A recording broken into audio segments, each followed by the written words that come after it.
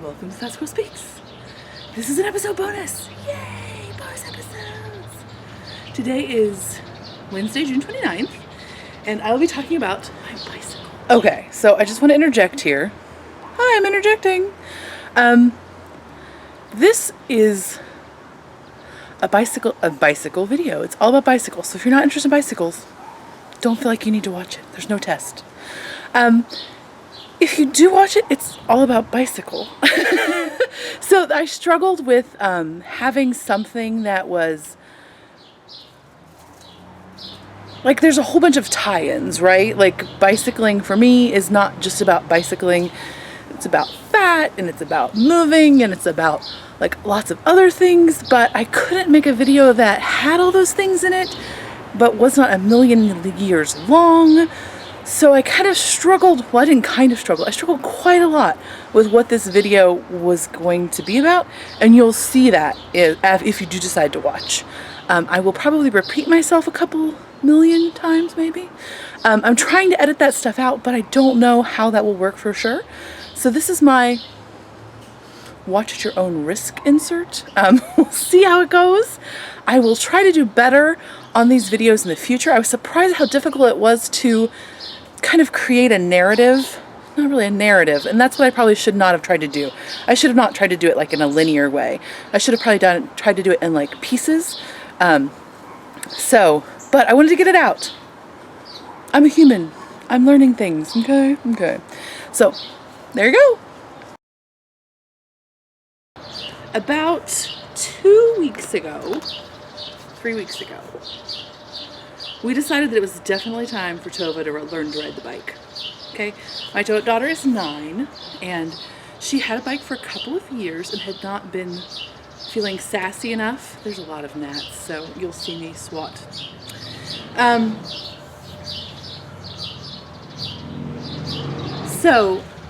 Or smack at things. So anyway, she had tried to ride a few years ago and just wasn't quite ready. So this time it was time to start. And so I have on and off for several years wanted to start riding a bicycle. I learned to ride a bike when I was a kid, but just like around an apartment complex parking lot. So it's not like I ever went on adventures or anything. I briefly went on a crazy escapade with my best friend when I was in like my sophomore, junior year of college, like in that summer, I think. And really, the gnats are crazy. We rode in the at Yellow Springs, Ohio, on our bike trail. It was like 18 miles, and I had not been on a bicycle forever. So it was kind of crazy. But so that's the only other times I've been on a bicycle.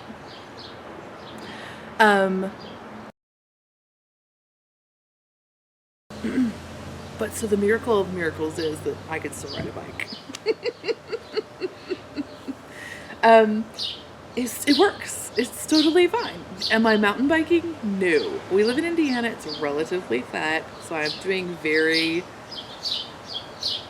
minimal elevation changes. In fact, this morning we went to a different park, and there were slightly more elevation changes than we were used to, and it was noticeable.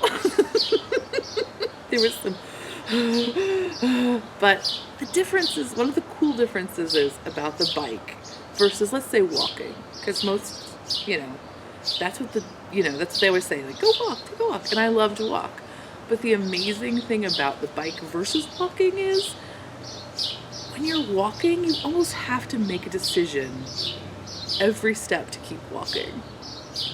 So when you're carrying 340 pounds, every step is like, at some level, especially when you get to the point where you're tired, or your husband is 6'4" and has a stride that's like 30% longer than yours. There's like a conscious decision to keep going when you can't, like, especially if you're like starting to get out of breath and things like that. You like are making that decision with every motion. Like, every time I step, I'm moving that 340 pounds, and I can tell sometimes, right?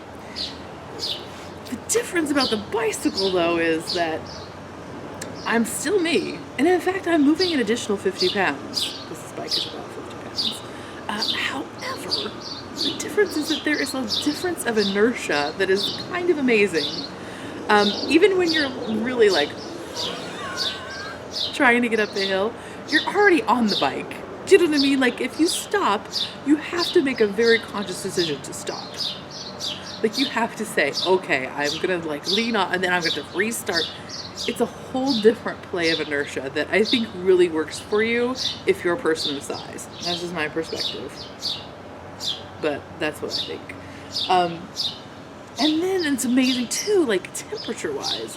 Like, it's now the end of June in Indiana, and today's amazing. It's gorgeous. I apologize, there's probably gonna be a lot of lawnmower and traffic noise.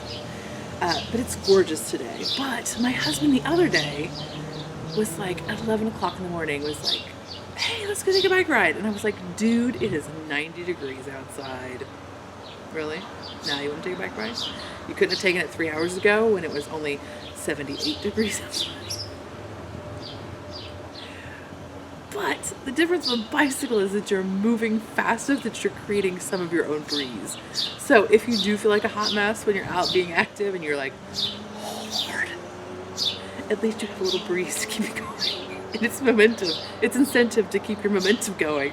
You're like, no, I need more air to move over my body. And it's magical in that way. Okay. One of the other things I want to talk about is that, you know, like, I'm not doing this for any other reason than it's something I want to do. Like, it's something that's fun, something that my kid needed to learn to do, and it's something that we can do as a family that once you make the investment in the bicycles is pretty much free.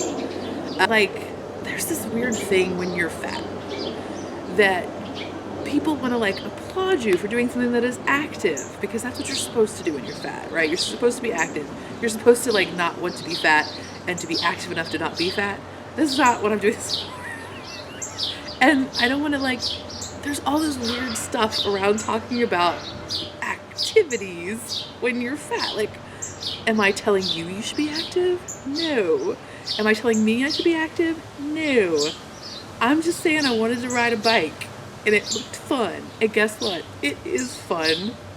Okay, let me just say it's also terrifying. Like, I'm still not a very good bike rider. But it's fun. You get to go down hills and go really fast. And the wind is flat and you're thinking your hat's gonna fall. It's just fun. So, I have things to say about being fat. Like, maybe I'll say them in another episode, or part of them, or something. But I don't want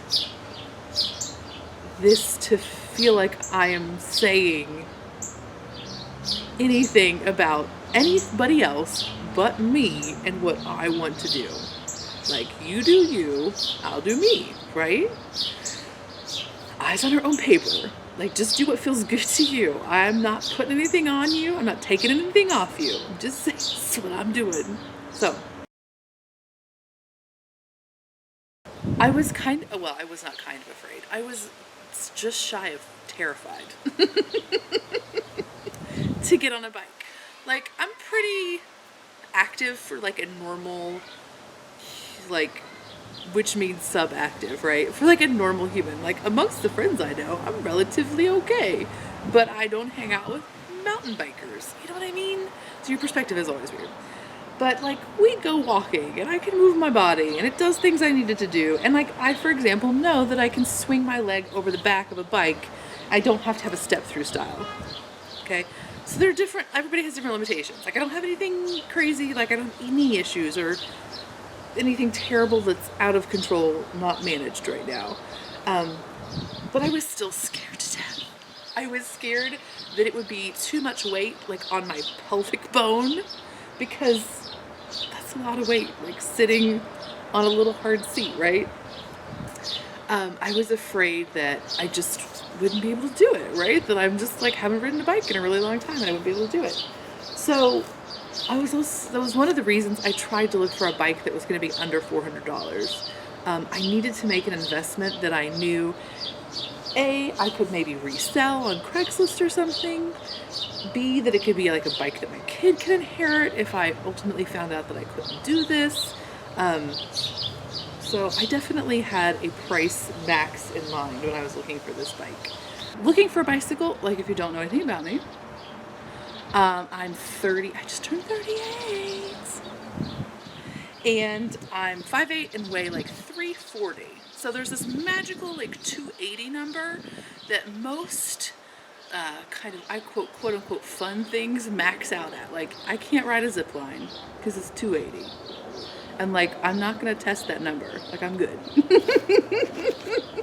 A lot of bicycles are like 225. Like kayaks are 225, 250. So I'm kind of over that mystical number of you're too fat to move, right? I'm not too fat to move. So I've been looking and I could not find a bike that would work for me. A lot of bicycle companies will not explicitly state their weight or their weight maximums. I think it's a totally novice point of view, but I think it might be like a legal issue where if you are in fact under, let's say they say the weight max is 300. Well, maybe you're under 300, but your bike fails. And so it's like a better legal loophole to not ever actually explicitly state that weight. So you're kind of in a murky murk. Some will explicitly state their maximum weight, but sometimes that's kind of not a real number. Like it's not an actual tested number. It's like, well, we'll test it to 300. Clearly nobody wants to ride it above that, so we'll just test it that. If it's safe, we'll put it at 300. But that's not necessarily the maximum load the bike can handle. So some companies do, I think, if I am not mistaken, public bikes, they're super cute. I think that they do explicitly put 300 pounds of their bikes. My bike is a 630. They do not have in their visible literature a max weight. Some websites that retail their bikes, like Walmart, has the cruiser limit at 350. But I have read a review on Amazon where somebody contacted the company and they told her 300. So there doesn't seem to be a really consistent.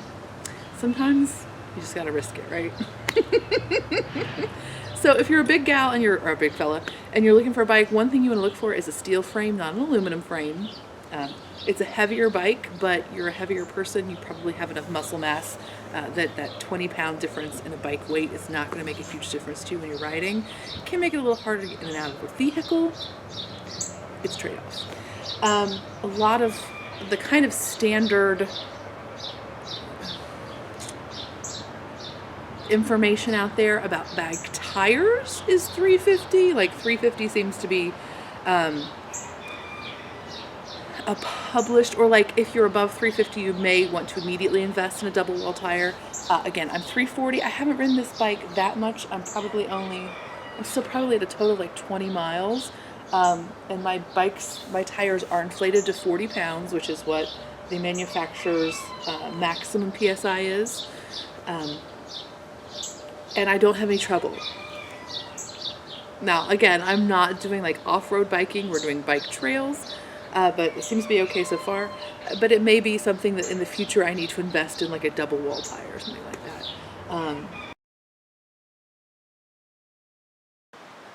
Okay, so there's my bicycle. It is a 630, that's the brand, and it is a Cruiser 3-speed. It is steel frame with the factory tires. That's not the factory seat, but I'll show you the factory seat in a minute. This bike, again, is a 630. Mine's a 3-speed. They have a Cruiser, and then they have another one that's like, it's a step-through, like a Dutch-style bike. Now that one is, I think, an aluminum frame, if I'm not mistaken. So I don't know anything about that one. But mine is a 3-speed. They offer them in single, 3, and 7 speeds. The MSRP for the 3-speed, I think right now is, well, MSRP is $3.99 as of the recording of this episode. But I did get mine on sale on Amazon. Amazon seems to have a big flex window in their pricing on this bike. You can check camel.com. Do you know what that is? You can basically you find the item you want on Amazon, for example, this bike. You copy and paste the URL, or you copy the URL. You go to camel.com and you can paste the URL into this like handy dandy little bar that they have there. And it'll give you the price history of an item. So you can kind of see like when it's fluctuating or if it has fluctuated, or if it's like at a crazy price that it should be lower. It's like just a general tip. Okay. So when I got mine, it was under $250 with tax, but that was at like the stars aligned kind of moment to tell me to buy my orange bicycle. Okay. So yeah, in the manufacturer, the assembly, when I got it, comes in a great big box, and basically what I had to do, if I'm remembering correctly, is that I know I had to put on the front wheel and the front fender. I had to put in the handlebars. I had to put in the seat post and the seat itself. This is not the manufacturer's seat, but I'll talk about that in a few minutes. And I had to, the rear fender was mounted, but I just had to, like, it was mounted to the frame. It was in there. I just had to like put the spokey things onto the wheel.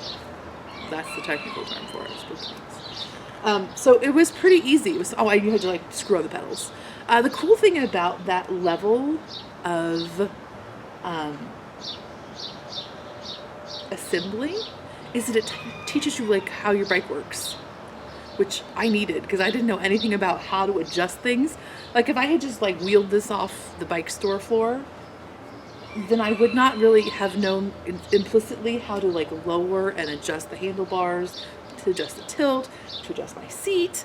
I wouldn't have known how to do those things. So I was actually really jazzed about that level of assembly. It was just enough that you felt very tough and you used tools, but not so overwhelming that you felt like you might not be safe.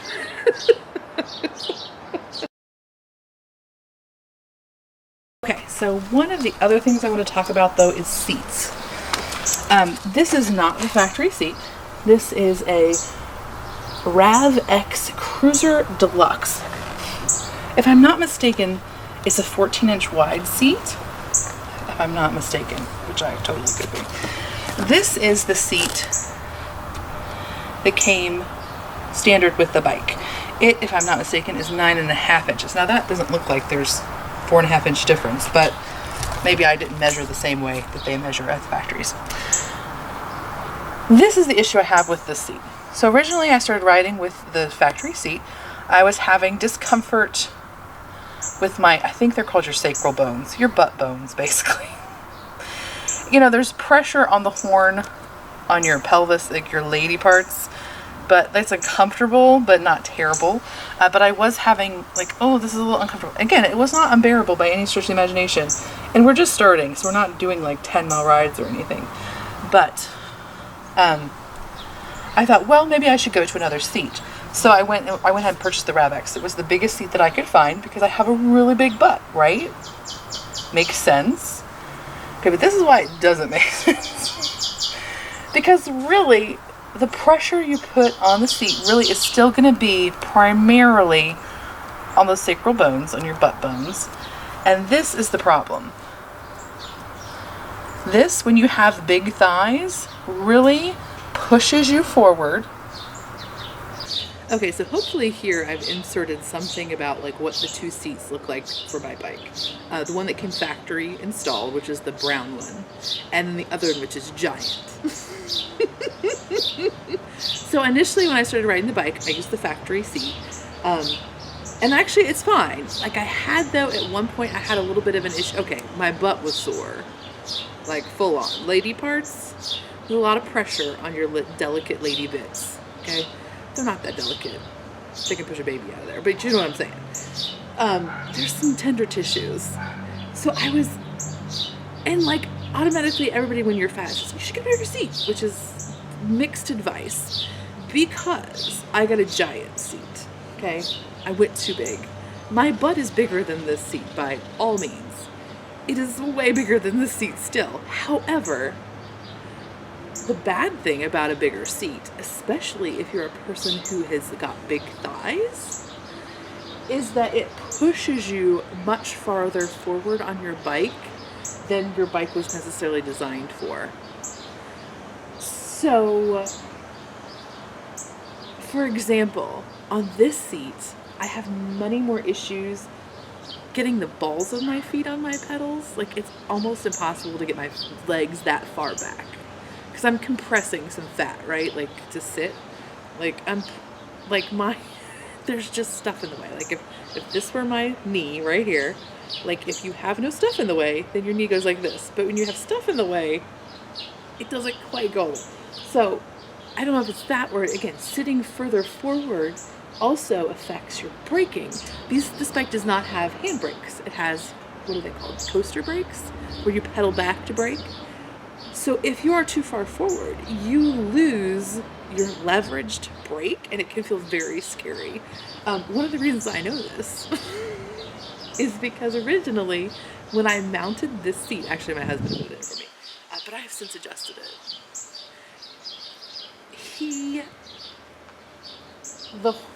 The horn of the seat was too low. So the seat looked like this. It looked like a seat. But when I was riding, effectively what that did was put all of this pressure on my arms because my body wanted to slide forward. There was no horn to keep my pelvic bone back. So my body was wanting to slide forward. And so it was putting a lot of stress on my arms because I was essentially pushing myself back to keep my butt in the seat. And so that affects a lot of things. It doesn't just make your arms tired. It affects your ability to steer. Because if you're having to hold yourself back by pushing against your handlebars, that really impacts your ability to steer your bike. It highly impacts your ability to brake. I did wipe out, actually, with the seat in a bad position. I fell off the bike. Luckily, I was going at a relatively low speed. We were going across this very narrow bridge. Okay, it's not really that narrow, but it's only like this much on either side of your handlebars. And again, I'm not really experienced yet. And so it's an arched bridge, and it's really short. It's like not epic at all. But on the other side of it, on the downside of it, I just got to a place where something happened and my angle was too far forward with the combination of the seat being too tilted and then also being tilted, just physically the bike being tilted. I could not brake.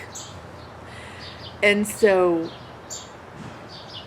like, things happened and like I rolled and I'm fine. I have an awesome bruise, and I have some road rash. Just a tiny, you probably can't see it. It looks cool though. But I told my husband when we got home and I adjusted the seat, and he adjusted the seat and I adjusted the seat. I said, I'm really glad this happened because if this had been the original, like if this is how I had started off on this bike, I would have thought I couldn't ride a bike. I would have thought it was because I was too fat or not strong enough or something was wrong with me. So I'm so happy that A, that didn't happen the first time I rode the bike, and that B, that it happened, because it teaches me that, again, that makes a huge impact. And adjusting a few things, like if you first get on a bike and you're like, oh my gosh, what is happening? Adjust some stuff. It might just be that. So I'm happy that it happened, even though it did hurt.